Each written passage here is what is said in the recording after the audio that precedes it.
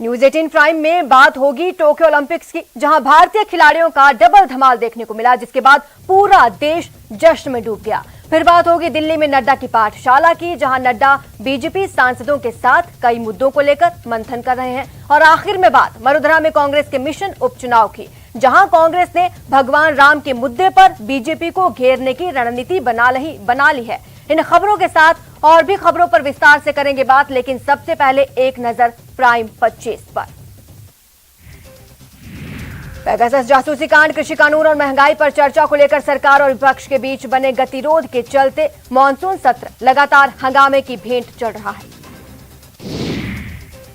लोकसभा में हंगामे के चलते लोकसभा स्पीकर बिरला सख्त नजर आए। उन्होंने कहा, देश की जनता मुझसे सवाल करती है, पूछती है संसद क्यों नहीं चल रही, सांसद करोड़ों रुपया क्यों बर्बाद कर रहे हैं। जनता चाहती है कि संसद नियमों से चले।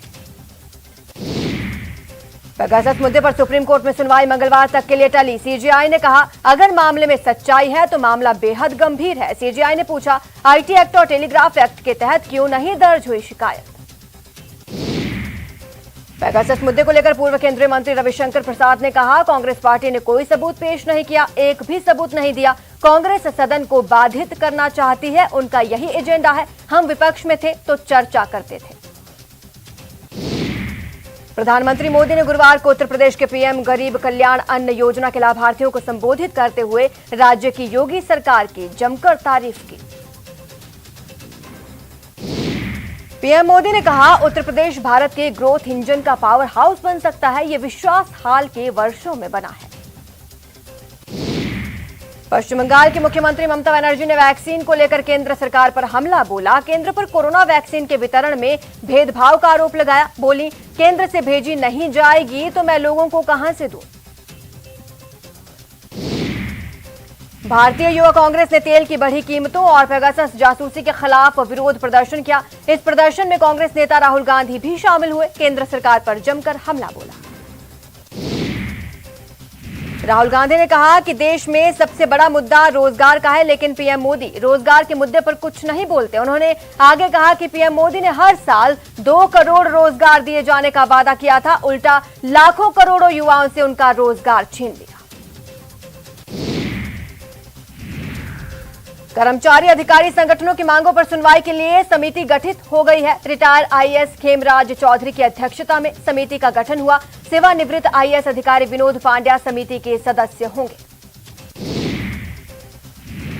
सीएम गहलोत ने उच्च स्तरीय समिति के गठन को मंजूरी दे दी है। ये समिति वेतन विसंगति, वेतन सुधार, प्रमोशन सहित कर्मचारी संगठनों के अन्य मांगों का विश्लेषण और परीक्षण करेगी। दिल्ली में बीजेपी के राष्ट्रीय अध्यक्ष जेपी नड्डा राजस्थान के बीजेपी सांसदों के साथ मंथन, सांसदों के परफॉर्मेंस और कोरोना काल में की गई जनता की सेवा की समीक्षा। प्रदेश में उपचुनाव की तैयारी में कांग्रेस जुट गई है। पीसीसी चीफ गोविंद सिंह डोटासरा के नेतृत्व में वल्लभनगर, धरियावद में जीत को लेकर पार्टी का मंथन। बैठक में उपचुनाव को लेकर रणनीति बनी। पीसीसी चीफ गोविंद सिंह डोटासरा ने कहा, बैठक में उपचुनाव की तैयारियों को लेकर मंथन हुआ। कार्यकर्ताओं को टास्क दिया गया। पार्टी का कैसे प्रचार होगा उसकी रणनीति भी तैयार की गई है। वहीं मंत्री प्रताप सिंह खाचरियावास ने राम मंदिर के चंदे और भगवान राम पर कटारिया की टिप्पणी को लेकर बीजेपी पर हमला बोला और कहा, मंदिर के नाम पर वोट मांगने वाले चंदे के नाम पर हेराफेरी बीजेपी कर रही है।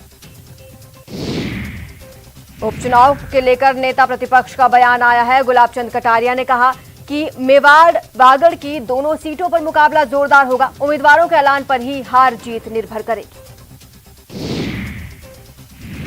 बूंदी के पिस नहर में 2 युवकों के तैरते हुए शव मिलने से इलाके में सनसनी फैल गई। शव को बाहर निकालने के बाद पुलिस मामले की तफ्तीश में जुटी।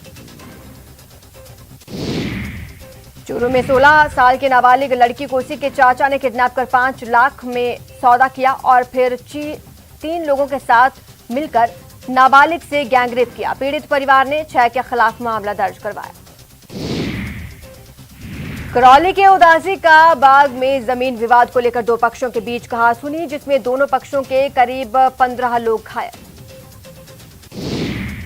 बाड़मेर में एक विवाहिता ने अपने घर में बने पानी के टांके में कूदकर आत्महत्या कर ली। पुलिस ने परिजनों की रिपोर्ट के आधार पर मामला दर्ज कर जांच शुरू कर दी है।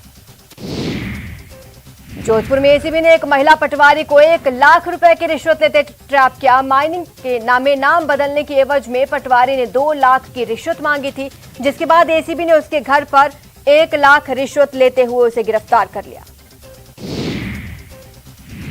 टोक्यो ओलंपिक्स में भारतीय पहलवान रवि दहिया ने 57 किलो फ्री स्टाइल वर्ग में सिल्वर मेडल अपने नाम किया। फाइनल मुकाबले में रूस के पहलवान जावर युवगेव ने उन्होंने मात दी।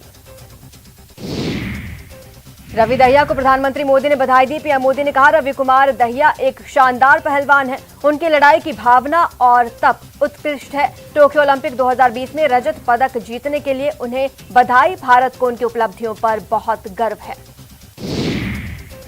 वहीं मुख्यमंत्री गहलोत ने भी रवि दहिया को ट्वीट कर बधाई दी। सीएम ने अपने ट्वीट में लिखा, टोक्यो ओलंपिक्स में पुरुषों की फ्री स्टाइल 57 किलोग्राम कुश्ती में रजत पदक जीतने के लिए पहलवान रवि कुमार दहिया को हार्दिक बधाई।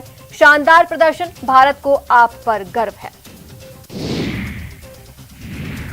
टोक्यो ओलंपिक्स में भारतीय पहलवान दीपक पूनिया का सपना टूट गया। दीपक पूनिया को पुरुष फ्री स्टाइल 86 किलोग्राम भार वर्ग के कांस्य पदक मुकाबले में सैन मरीनो के माइल्स अमीन के हाथों 2-4 से हार का सामना करना पड़ा।